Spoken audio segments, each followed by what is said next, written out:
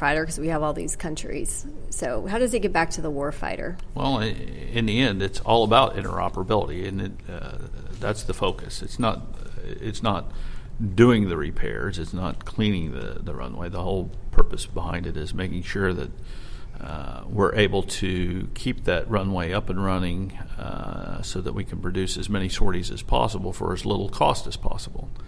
And so one of the things that we get out of it and the warfighter gets out of it is we've been able to put some solutions together through these collaborative efforts for things like the POL that sometimes drips from some of our aircraft. The fuel. And the fuel and being able to, and the additional heat that's being added by, in some cases, the nacelles, the engines, the exhaust being directed downward.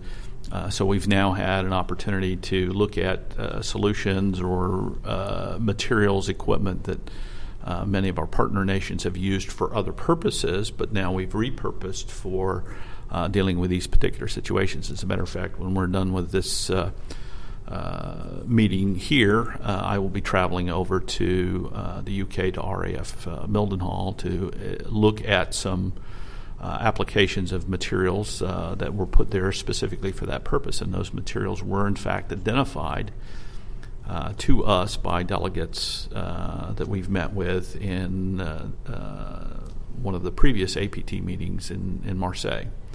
So, can you talk about that program that you all came up with that is in foreign languages? Who can talk on that? That out in the airfield it translates. Tell us who you are again. Yes, Steve Shove. So basically what it is our pavement condition index software that we use in the U.S. And we've been sharing this and its capabilities with the other countries.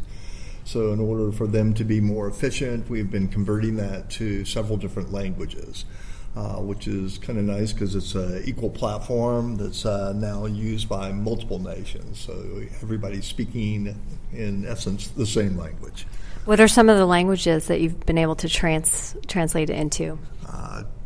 Turkish, Greek, Italian.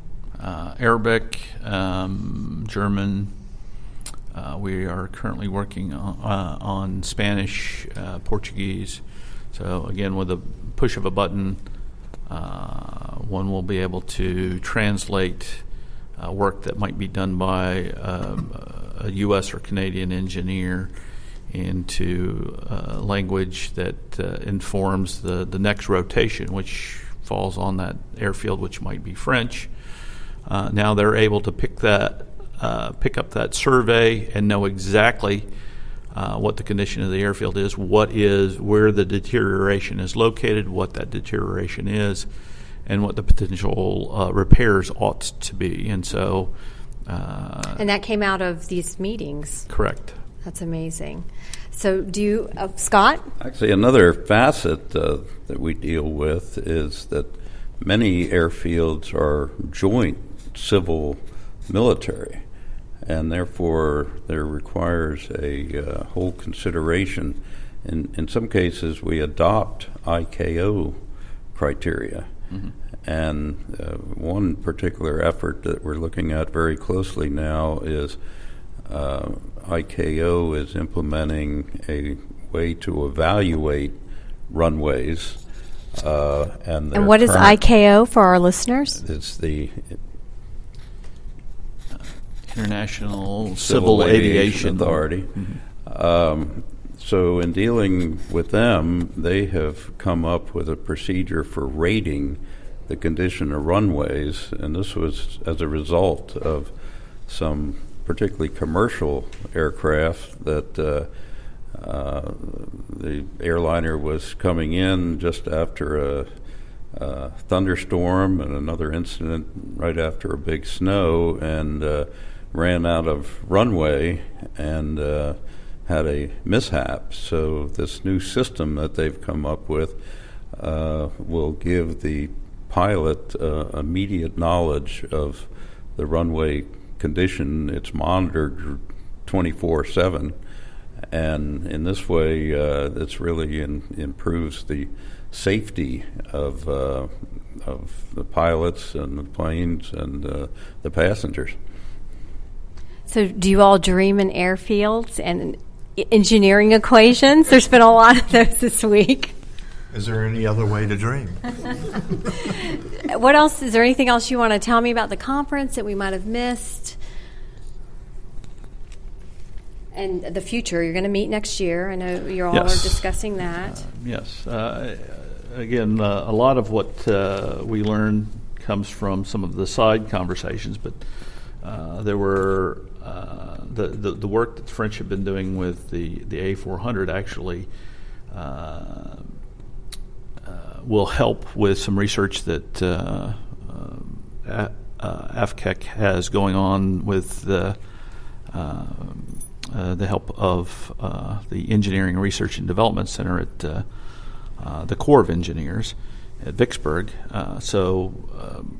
Basically, as a result of this, we now have some new contacts and perhaps some additional ways of tackling this problem where we're placing C-17s and C-130s on very thin pavements that we find in many of our African nations, and so our African partners' pavements are getting damaged, and we're trying to come up with better criteria on how to operate in those locations, and the work that they've been doing on the A400 will help with that respect and that research. So is this a airfield? Is it a constantly revolving science, or you all are getting better at it as we go? It's always evolving, and most of that is due to the new platforms that actually come out. So if you only had a standard aircraft and never changed, yeah, it'd be a little bit more static. But each year we come out with a new platform, whether it be the F-35 or the the Osprey with its issues, and same thing.